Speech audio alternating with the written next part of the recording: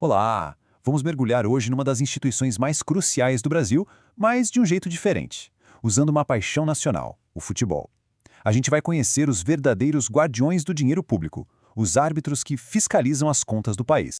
Imagina a cena de um jogo decisivo. O atacante marca o gol, a torcida vai à loucura. Mas, espera aí, o árbitro leva a mão ao ouvido. É o VAR chamando.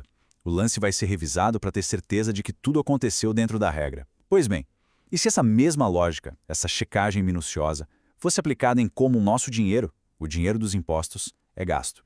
No futebol a gente sabe, né? Uma falta grave pode levar a um cartão vermelho. Um impedimento anula o gol. No governo, as faltas são outras, mas o prejuízo é bem maior. A gente está falando de corrupção, de superfaturamento em obras, são lances que podem comprometer o resultado de todo um país. É exatamente aí que entram os tribunais de contas. Eles são, na prática, o VAR do dinheiro público. Ok, então quem são esses árbitros? Como é que esse time da fiscalização se organiza em campo?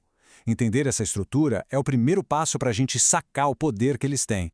A organização funciona basicamente em três níveis, ou três divisões. Lá em cima, no nível federal, a gente tem o Tribunal de Contas da União, o famoso TCU.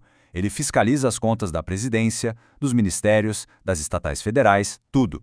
Abaixo, nos estados, cada um tem o seu Tribunal de Contas do Estado, os TCS. E em alguns dos maiores municípios do Brasil, ainda existe um terceiro nível, os Tribunais de Contas dos Municípios, os TCMs, que ficam de olho especificamente nas prefeituras. E aqui vem o ponto mais importante de todos, a regra de ouro. Os tribunais de contas são órgãos independentes. O que isso quer dizer? Que eles não são subordinados nem ao Poder Executivo, que é quem gasta o dinheiro, nem ao Legislativo, que faz as leis, e nem ao Judiciário, que julga os crimes. A missão deles, que está lá na Constituição, é ser um braço técnico do Legislativo para ajudar nessa fiscalização de fora dos gastos. E que poderes esse árbitro tem? Bom, vamos voltar para o futebol. O cartão amarelo seria como uma multa pesada num gestor público que cometeu alguma falha. O cartão vermelho é para falta grave mesmo. Ele pode suspender um contrato com suspeita de fraude, paralisando a jogada irregular na hora. E depois do jogo, tem a súmula. É o relatório final que vai direto para a Justiça e para o Ministério Público, para que eles entrem em campo e investiguem ainda mais a fundo. Certo, já conhecemos o time de árbitros e as ferramentas que eles usam. Mas, na prática, como é que o replay de uma jogada suspeita com dinheiro público é analisado? Vamos ver o passo a passo. O processo de auditoria tem um caminho claro. Geralmente começa de duas formas, ou por uma denúncia, que qualquer cidadão pode fazer, ou pelo próprio plano de fiscalização que o tribunal cria todo ano. Daí uma equipe de auditores técnicos entra em campo para investigar, coletar documentos, analisar dados, é um trabalho de detetive.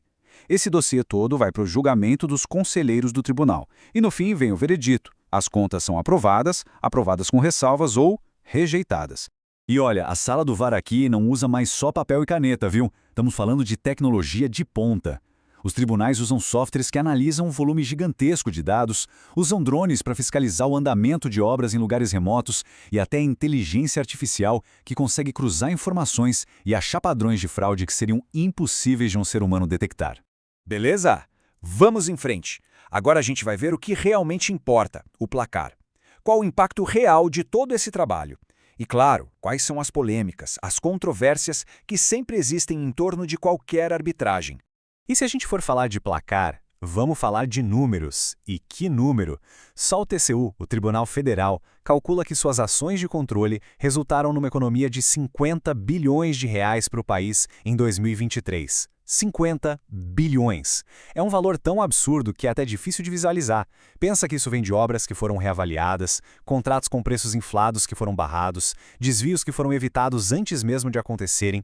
Mas como em todo jogo, a arbitragem também é alvo de críticas. E é justo a gente olhar para elas. Uma das principais é que a nomeação dos conselheiros, que são os juízes do tribunal, muitas vezes é política, feita por governadores e parlamentares.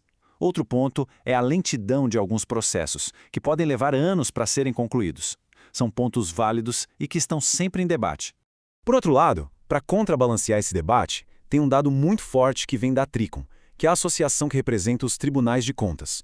Segundo eles, cerca de 90% de todas as decisões finais dos tribunais são baseadas nos pareceres técnicos da equipe de auditoria.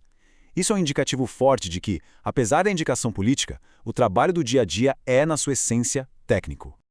Estamos chegando nos acréscimos da nossa análise. Vamos então consolidar tudo o que vimos.